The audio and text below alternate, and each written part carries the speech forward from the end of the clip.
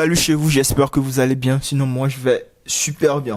Alors, nous revoilà encore dans la deuxième vidéo du module gestion d'utilisateurs dans une base de données. Dans la première vidéo, je vous ai montré comment afficher les utilisateurs dans une base de données et comment supprimer les utilisateurs dans votre base de données.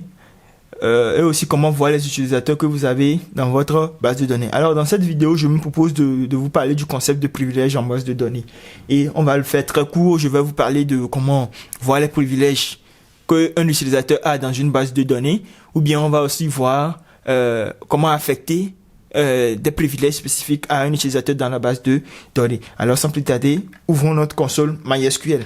Donc pour commencer, je vais vous faire un petit rappel sur le user, comment supprimer un utilisateur dans une base de données. On avait vu dans le premier tutoriel que comment supprimer un utilisateur, donc alors que c'est possible de supprimer plusieurs utilisateurs à la fois. Alors je vais vous montrer comment le faire de façon très rapide. Donc créons deux utilisateurs simples. Donc je vais créer create user test1, je vais l'appeler test1. C'est bon, vous connaissez bien la commande. Donc identified by ABC, bon, comme password. C'est bon, donc on a ça. Donc je vais encore créer en même temps un autre utilisateur 2. Et maintenant je vais utiliser la commande select, vous le connaissez très bien, pour voir les utilisateurs que j'ai dans ma base de données. Donc select user from mysql.user. Donc on a les utilisateurs, les deux nouveaux qu'on vient de créer, test1 et test2. Alors pour faire une suppression multiple dans une base de données, c'est toujours la même commande. Donc drop user. Maintenant, vous mettez les utilisateurs. Vous mettez les utilisateurs, les username, ok, le nom d'utilisateur. Et puis que vous séparez par une virgule, ce que vous voulez supprimer. Donc c'est ceci. Donc je vais supprimer test1 et test2. Donc la commande a été exécutée. Vous allez voir que si je rentre maintenant, je n'ai plus test1 et test2 dans ma base de données. Alors c'est comme ça on peut effectuer une suppression multiple dans une base de données. Alors, comme je vous avais dit dans les objectifs de cette vidéo, nous allons maintenant parler de privilèges en base de données.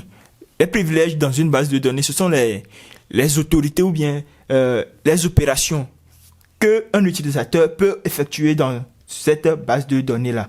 Donc de façon vite fait, nous allons créer un utilisateur que nous allons appeler, donc vous connaissez nous allons appeler, je vais l'appeler alpha. L'utilisateur alpha. Donc nous venons de créer un utilisateur alpha. Vous allez le voir, c'est bien créé l'utilisateur alpha. Il est ici. Donc on a l'utilisateur alpha dans notre base de données. Maintenant, pour voir les privilèges qui sont affectés à un utilisateur dans une base de données, il suffit juste d'appliquer la commande show grounds et puis vous mettez le nom d'utilisateur. Donc ici c'est utilisateur alpha. Show grounds, s'il vous plaît, for alpha. Donc show grounds for et puis vous mettez le nom d'utilisateur. Donc on voit que par défaut dans la création on ne lui a pas affecté de privilèges spécifiques. Et quand je parle de privilèges, c'est en quelque sorte des opérations que l'utilisateur alpha là peut effectuer dans votre base de données. Et ces différentes opérations sont par exemple la création d'éléments, la suppression, l'insertion, le update ou bien une mise à jour d'éléments dans votre base de données. Maintenant, quand on le crée par défaut, on n'affecte pas des privilèges, ça veut dire que l'utilisateur a tout le pouvoir sur notre base de données. Il peut faire toutes ces opérations-là. Et vous allez voir que quand on a essayé de voir un peu les privilèges de cet utilisateur, enfin, on nous dit que il a grant usage on. Donc, c'est qu'il a un peu tout le droit d'utilisation. Donc, maintenant, on va essayer de restreindre ces privilèges-là en lui en lui donnant des privilèges spécifiques. Donc, on va utiliser la commande grant. Les options qu'on veut qu'il puisse effectuer. Donc, on veut lui donner l'option création. Il peut créer. Ok, il peut créer des éléments, des entrées. Il peut insérer, mais il ne peut pas delete. Donc, on va lui donner ces deux options, create et delete. Create et insert dans notre base de données. Donc, create pour créer, insert pour insérer. Donc, create grant. Ok, on. Donc on va donner le nom de notre base, c'est quoi? Tout simplement ceci, la base de données totalement. Et puis on donne ces privilèges à qui? Et puis on met le nom d'utilisateur. Donc c'est ceci. Donc grant, create and insert. Ça veut dire qu'on donne privilège de création et d'insertion sur notre base de données à l'utilisateur alpha. Donc quand on run ce query, vous voyez que c'est bien effectué.